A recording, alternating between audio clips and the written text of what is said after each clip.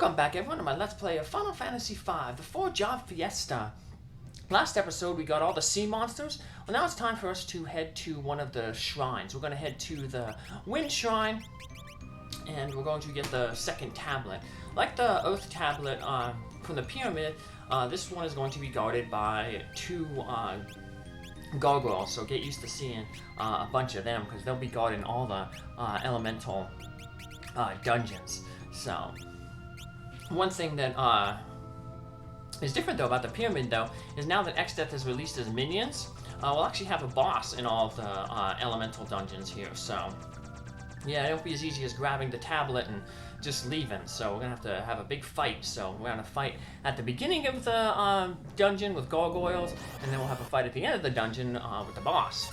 So gargoyles, same thing. You have to defeat them both basically at the same time, which isn't good when we get this critical hit here. But luckily, Lenna manages to get off the love song, and that freezes this gargoyle in time for Faris and Cara to finish it off.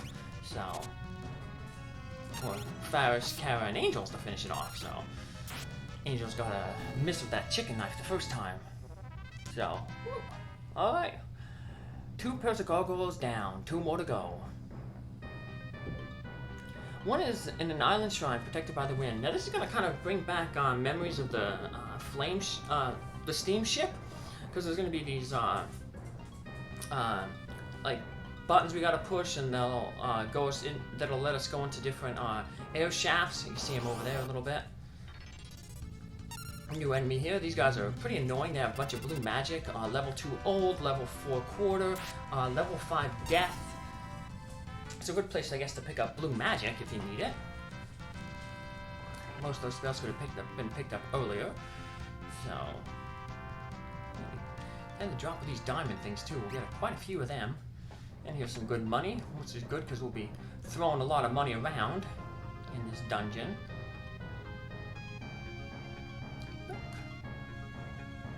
And whatchamacallit, there's a bunch of treasures. There's some hidden treasures here. For people doing the 100% treasure rating, this is a place where people tend to miss 2 of the treasures, because you can't see the treasures. But in this room here, in the lower right corner and the lower left corner, there is hidden treasure. So, yep, we got to look into the wall. There's one. So we first get into this room, we hit the right switch. That'll take us to this room. There's 4 different combinations of rooms. I guess an elixir. 2 take us to just a treasure, 1 takes us back to the beginning, and then 1 leads us on. So now we hit the left switch, so they're both down. And we get pulled into this pipe just for some more treasure. And unfortunately, we can't jump over that little debris. We gotta walk all the way around it, so we might get into some encounters. Head back. Now we hit the switch on the right, and this will move us forward. Now there's going to be a treasure chest as soon as we kind of exit this room. We're not going to get that right now. It's kind of guarded by 1 of 2 tough monsters, so we'll get it on the way out. And actually my plan is to fight one of those monsters, and well, I won't spoil it. So, but let's just say we're going to see something interesting. Alright, so we're gonna new it. There's a lot of secret passages in here that you kind of got to watch out for, because some of them actually will have holes that lead to drop you to the floor below. So, got to be careful there. Got one of these machine head enemies that we fought a whole bunch of them in the pyramid. So, but we did that off screen. They only showed us the beat in the 1. Like I said, if you have ice lightning rods, you can break them onto that. We'll just take them out normally. And we're gonna get a bunch of weapons that unfortunately we can't use, just because of the classes that we have. Guard ring, another one of those ones that increase they cause the regen status. New helmet for Faris. So we can pass the other one down to Cara. Still using that gold helmet from back in the first world. And I think we have also another gold hairpin, and we can use that for 2 people who have the red magic on. Cut their MP uses in half. Here, grab this treasure chest and head on up. Alright, there's a hidden passageway over to the right, but it's a false thing. If you go into that hole, passageway, there's going to be a hole that leads you to, just going to drop you. So, don't go that way. Even if you have a thief, you'll see that there's like the secret passage, but it's just a trap. So, there's just going to be traps coming up in the next room here with treasure. So, well, not this room, but the room after. So, there's going to be some treasure chests, and I guess they expect you to just go up and grab the treasure chest. But if you grab the treasure chest from the front, there's a pit trap, and it'll drop you down into a floor, and you can either get up onto this floor again by going either on the left or the right. That's the staircase you see on the sides. So here's a little, like, I guess it's a pun on Ronin, which is like a samurai without a master. This is a Slonin. Although he doesn't cast slow. He does, I think, hit you with some abilities that can freeze you, kind of paralyze you. But he doesn't cast the slow, so... But, yeah. It's like Dragon Quest. You get a lot of pun names. The boss of this area is going to remind me of Dragon Quest IV. One of the bosses in that game. So... Another Kotetsu katana there. Let's heal ourselves up. We got some annoying enemies coming up, so... Not too many more though. So yeah, we're gonna get all these treasures, just get them from the back. That way you won't fall in the pit and have to make your way around up those staircases to the right or the left. We have our second save point here. So, the boss can be tricky, so I advise making a save here.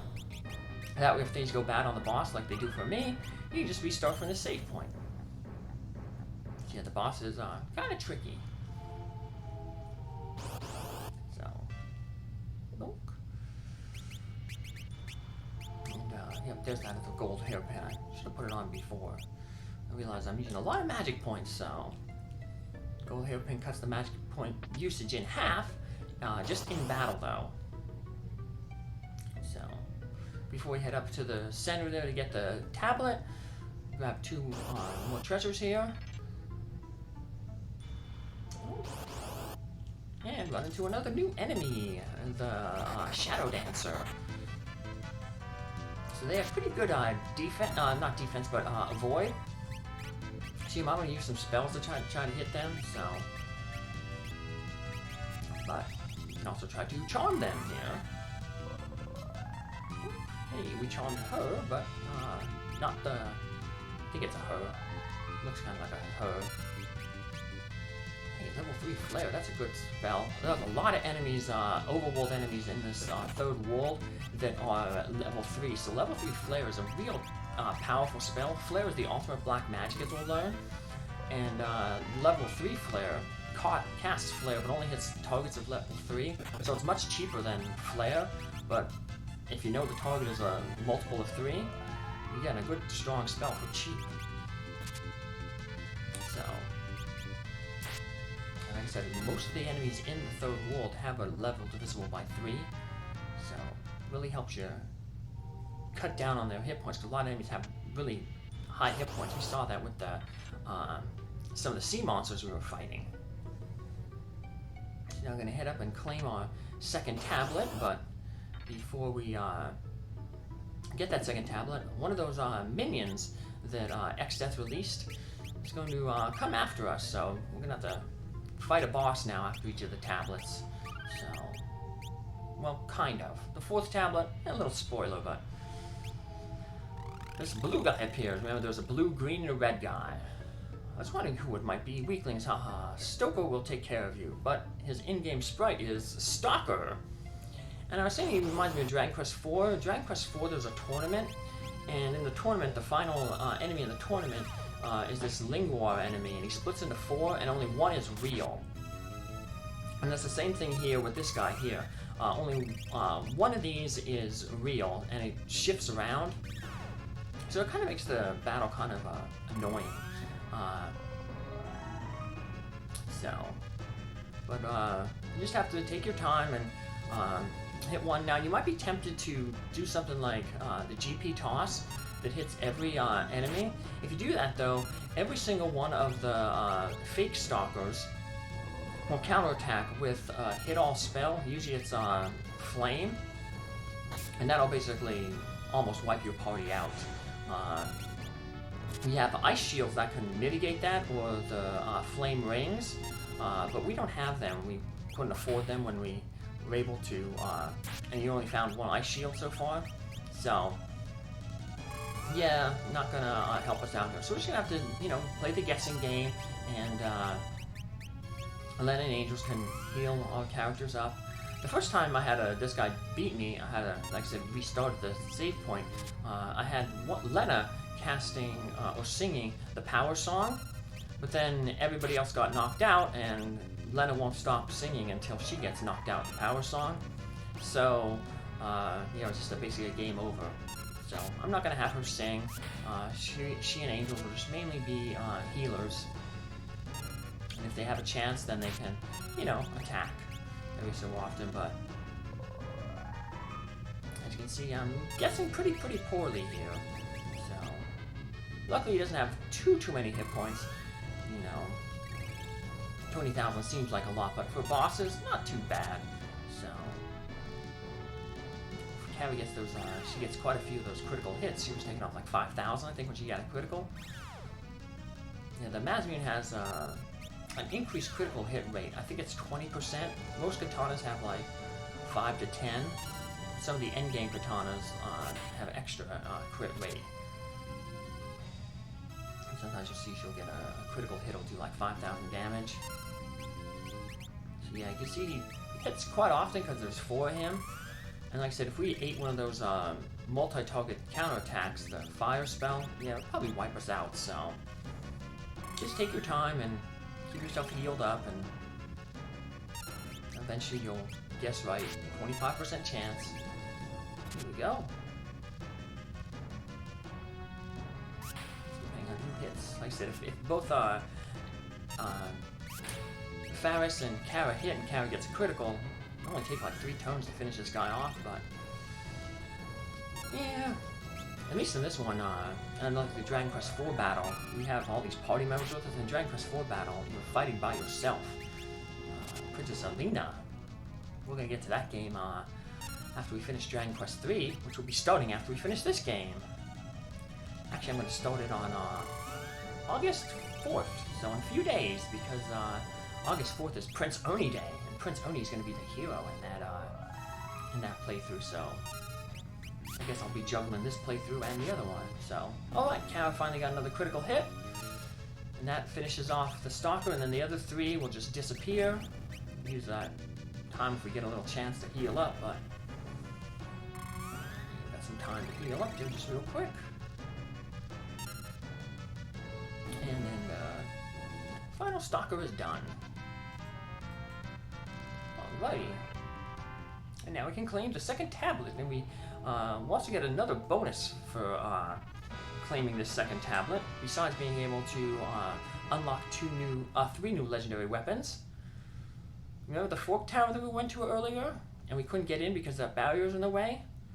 The reason I went there was to show that there was a barrier there. Well, now picking up the second tablet will destroy that barrier, so we can head on in here now. And we're going to have to do that fork tower because we were told that it appeared where Sid is, and we're going to need Sid and one of his inventions to reach the 3rd and the 4th tablet. Also, besides freeing Sid by defeating that tower, we'll also get the ultimate white magic and the ultimate black magic, Holy and Flare, respectively, but we won't be able to cast either of them just because of our character class restrictions. Make sure we save our game here, because we don't have to do all that over again.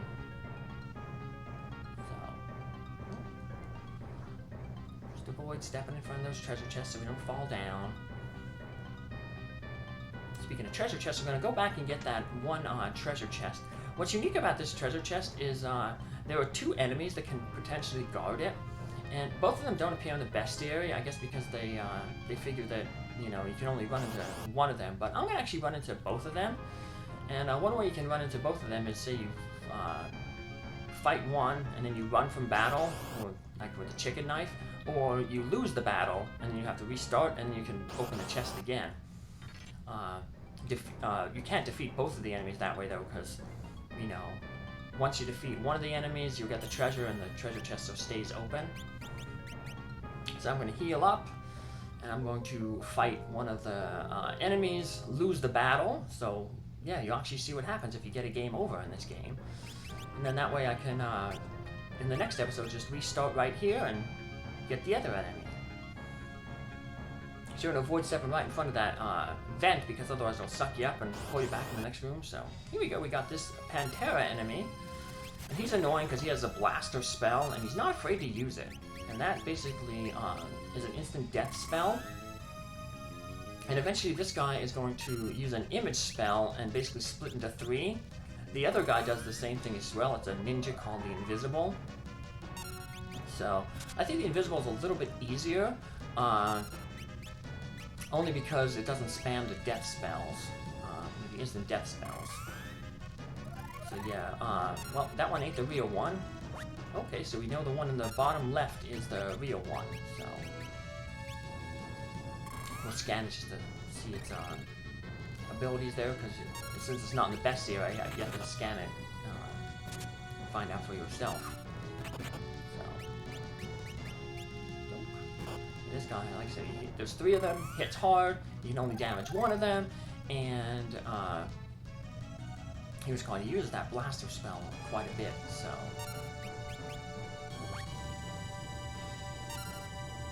there's 1 blaster, 1 down.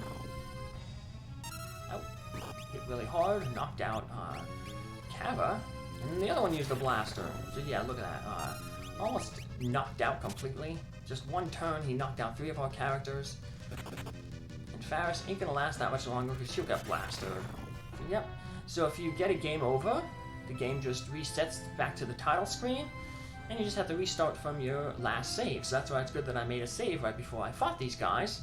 So now next time in the next episode when I start up, I just select that save and I'll be right outside the room, able to see if I can get the invisible enemy. So that's where we'll be next time. So take care, have a good one, thanks for following along. Bye!